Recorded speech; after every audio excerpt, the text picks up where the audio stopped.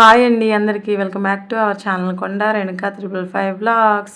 మళ్ళీ ఒక సరికొత్త రెసిపీతో అయితే మేము ముందుకైతే వచ్చేసాను.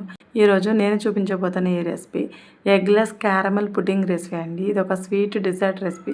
మరి ఈ స్వీట్ డిజర్ట్ రెసిపీని అన్నీ మనం ఇంట్లో ఉన్న ఇంగ్రీడియంట్స్తోనే చాలా సింపుల్గా ఈజీగా కూడా ప్రిపేర్ చేసుకోవచ్చు. అలాగే వంట రాని వాళ్ళు కూడా ఈ స్వీట్ డిజర్ట్ రెసిపీని చాలా సింపుల్గా ఈజీగా ప్రిపేర్ చేసుకోవచ్చు అండి. అంత టేస్టీగా ఉంటుంది. తినే కొద్దీ మళ్ళీ మళ్ళీ తినాలనిపించే రెసిపీ అండి. మరి స్వీట్ డిజర్ట్ రెసిపీని ఏ విధంగా ప్రిపేర్ చేసుకోవాలో ఒకసారి వీడియోలోకి అయితే చూసేద్దాం. ముందుగా ఈ ఎగ్లెస్ క్యారమెల్ పుడ్డింగ్ ప్రిపేర్ చేయడం కోసం ఒక బౌల్ తీసుకుని దాంట్లో 2 టేబుల్ స్పూన్స్ వరకు కస్టర్డ్ పౌడర్ అయితే తీసుకోవాలి.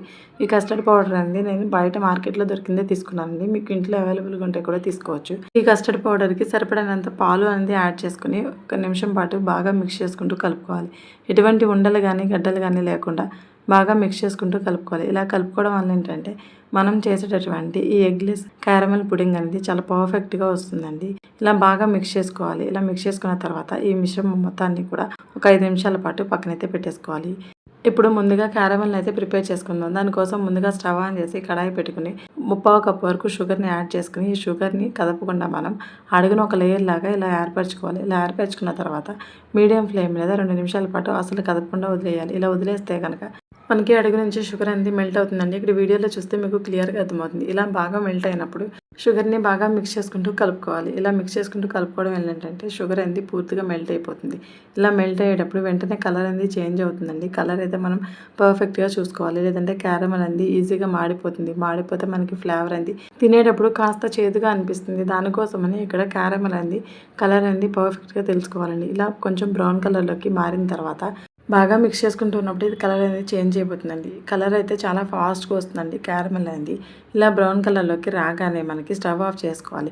ఈ క్యారమెల్ అనేది వేడిగా ఉన్నప్పుడే మనం ఏ బౌల్లో అయితే క్యారమెల్ పుడింగ్ అనేది ప్రిపేర్ చేయాలి అనుకున్నామో అదే బౌల్లోకి క్యారమెల్ మొత్తాన్ని కూడా ట్రాన్స్ఫర్ చేసుకోవాలి. ఇలా వేడి మీద ట్రాన్స్ఫర్ చేసుకుంటే మనకి క్యారమెల్ అనేది గడ్డగట్టదండి. అదే ఒకవేళ చల్లారిపోయింది అనుకోండి క్యారమెల్ మొత్తం గడ్డగట్టేస్తుంది. దానికోసమని ఇలా వేడిగా ఉన్నప్పుడు ట్రాన్స్ఫర్ చేసుకుంటున్నాను. ఇక్కడ నేను అల్యూమినియం బౌల్లో అయితే ప్రిపేర్ చేస్తున్నానండి. మీరు కావాలి అనుకుంటే కేక్ ప్రిపేర్ చేసుకునే బౌల్స్ లేదా మోల్డ్స్లో కూడా మీరు ప్రిపేర్ చేసుకోవచ్చు. ఇలా వేసుకున్న తర్వాత క్యారమెల్ని వేడిగా ఉన్నప్పుడు ఈ విధంగా సెట్ చేసుకోవాలి. అడుగున సర్ఫేస్ మొత్తాన్ని ఈ విధంగా స్ప్రెడ్ చేసుకోవాలండి. ఇక్కడ పూర్తిగా స్ప్రెడ్ చేసిన తర్వాత చూపిస్తున్నాను చూడండి. ఇలా స్ప్రెడ్ చేసిన తర్వాత ఒక 5 నిమిషాల పాటు పక్కన పెట్టేసుకోవాలి.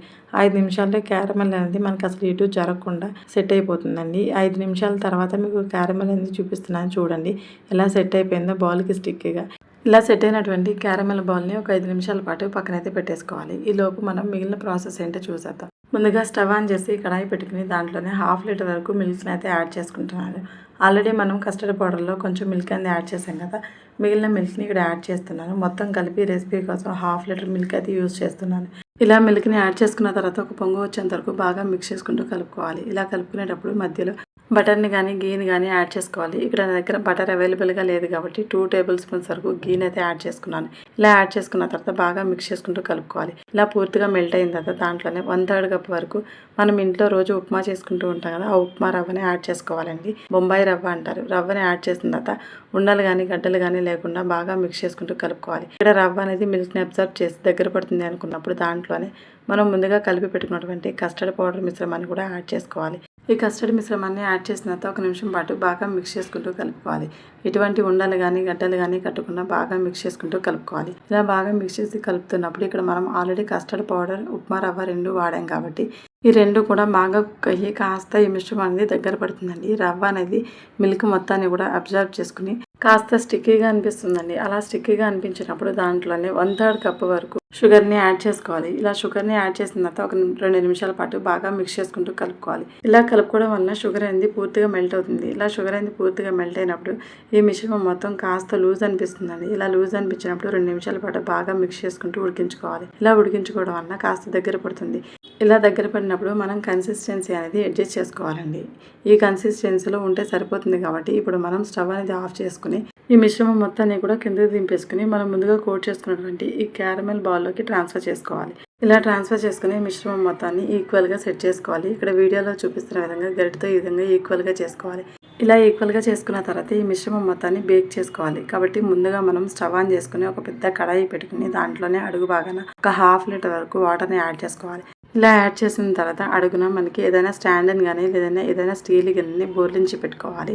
ఈ విధంగా పెట్టుకున్న తర్వాత లోపల వాటర్ అనేది కాస్త హీట్ అయితే సరిపోతుందండి. ఇక్కడ మనకి వాటర్ అనేది రోలింగ్ బాయిల్ అవుతుంది చూసారా. ఇలా రోలింగ్ బాయిల్ అవుతున్నాడు మనం ముందుగా మిక్స్ చేసి పెట్టుకున్నటువంటి ఈ మిశ్రమం మొత్తాన్ని కూడా లోపల ఇన్సర్ట్ చేసుకుని పైన ఏదైనా అల్యూమినియం ఫాయిల్తో కానీ ఏదైనా ప్లేట్తో కానీ కవర్ చేసుకోవాలి. ఇక్కడ నేను ప్లేట్ వేసి కవర్ చేశాను.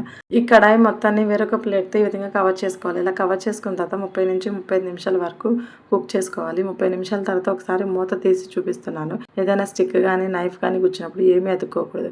ఇక్కడ నేను తీసుకున్నటువంటి స్టిక్కి ఏదైనా కొంచెం తడిగా అనిపించింది. అందుకని మళ్ళీ క్లోజ్ చేసి ఒక 5 మినిట్స్ వరకు బాగా కుక్ చేసుకుని మళ్ళీ ఒకసారి మూత తీసి చూపిస్తున్నాను.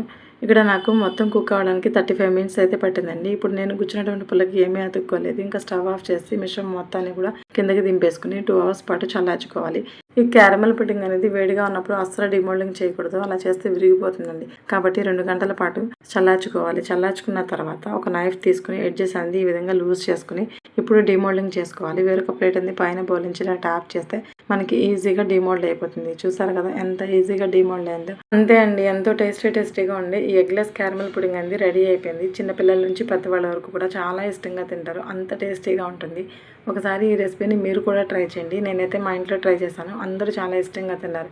ఇక్కడ మీకు కట్ చేసి కూడా చూపిస్తున్నానండి. చూసారా ఎంత సాఫ్ట్గా జ్యూసీగా వచ్చిందో. పిల్లల నుంచి పెద్దవాళ్ళ వరకు చాలా ఇష్టంగా తింటారు.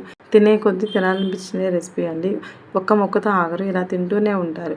ఒకసారి ఈ రెసిపీని మీరు కూడా ట్రై చేయండి. మీకు ఏ విధంగా కుదిరిందో కింద కామెంట్ సెక్షన్లో అయితే తెలియచేయండి.